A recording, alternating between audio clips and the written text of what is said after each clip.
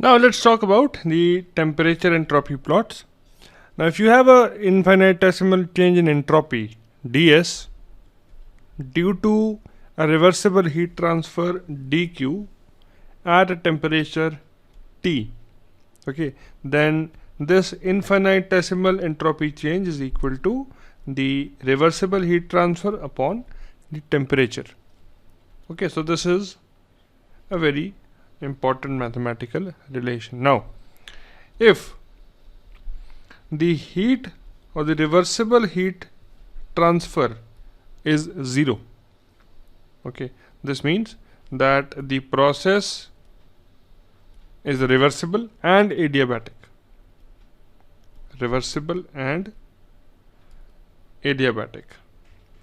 Alright, this would mean that ds is equal to 0, and which further implies that the value of S is constant. There is no change in the value of entropy.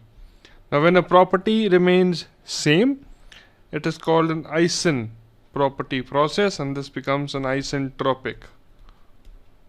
Right, so if the temperature is same, you have isothermal. If your pressure is same, you have isobaric, and similarly you have an isentropic process that is of constant entropy. So a reversible adiabatic process is also known as an isentropic process, that is an constant entropy process.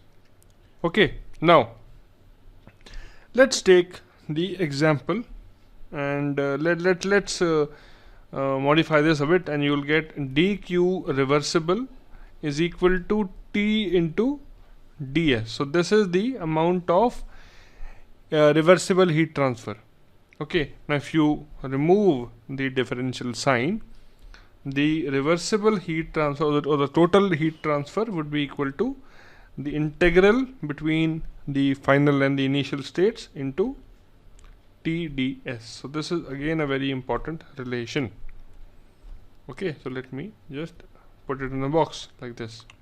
Now let us come to the first diagram, that is this. So this is a plot between temperature and entropy. In this we have a system which is being taken from you can say a state I, which is an equilibrium state, to another equilibrium state, let us say F, through a reversible path. Okay, the area under the curve, let us say this area that we are talking about. Okay, if you have to find out this area below the curve, so to find out this area, I will choose a small strip like this, isn't it? So this is the small strip that I choose, and this is the infinitesimal entropy change, and this is almost the same temperature.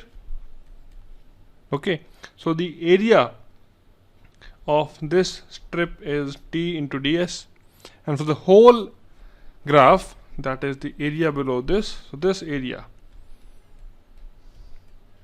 can be found out by simply integrating between I and F and this value, that is TdS. Okay, and this is equal to the reversible heat transfer. So this brings us to a very important conclusion, that the area under the TdS curve is equal to the heat transferred in the process. So let's write it down somewhere on the screen. That is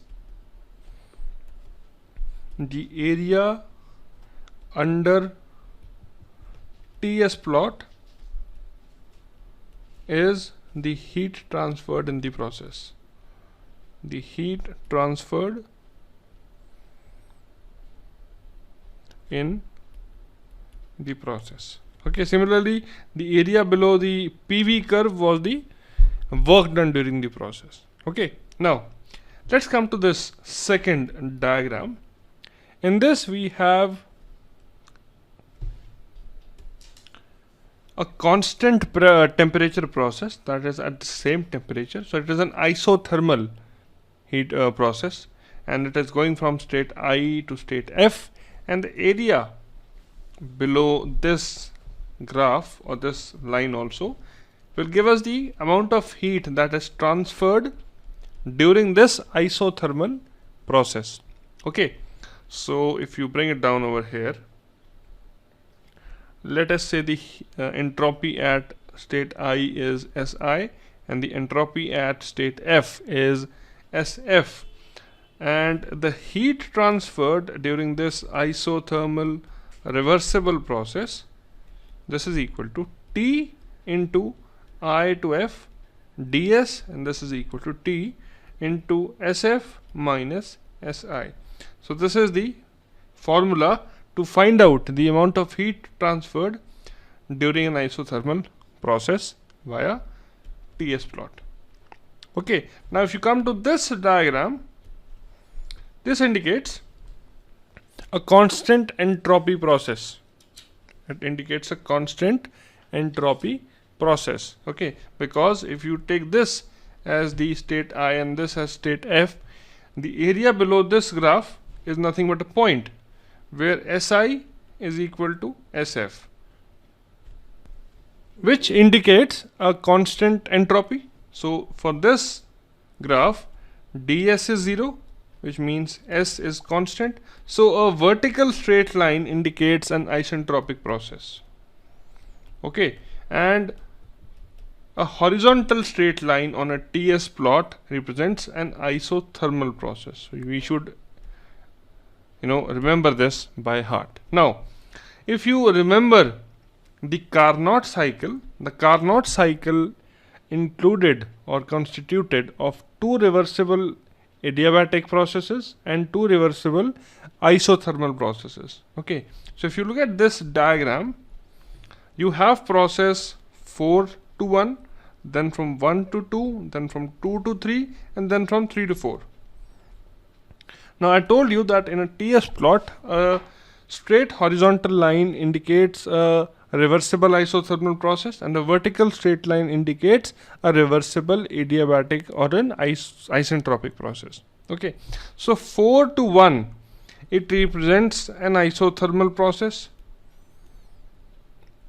and that's a reversible process. So all the processes are reversible.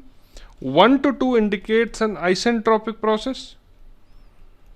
Again 2 to 3 indicates a reversible isothermal process, and 3 to 4 again indicates an isentropic process or a reversible adiabatic process. So this means such a diagram on a TS plot is a Carnot cycle. So if you just want to recall the PV plot of or a PV diagram which shows a Carnot cycle, it is something like this. So these are the two lines like this and like this. Okay, so these lines are isotherms.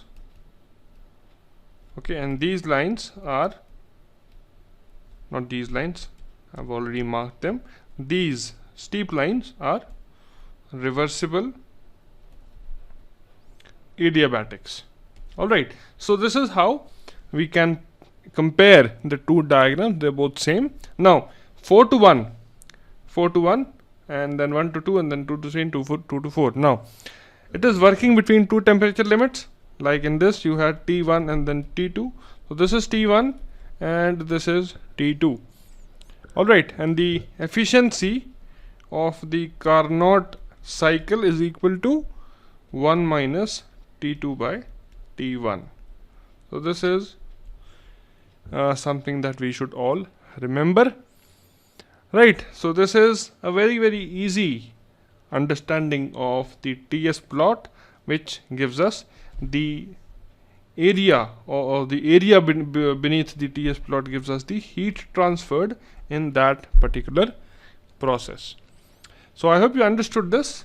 Now in the next video we talk about the inequality of Clausius.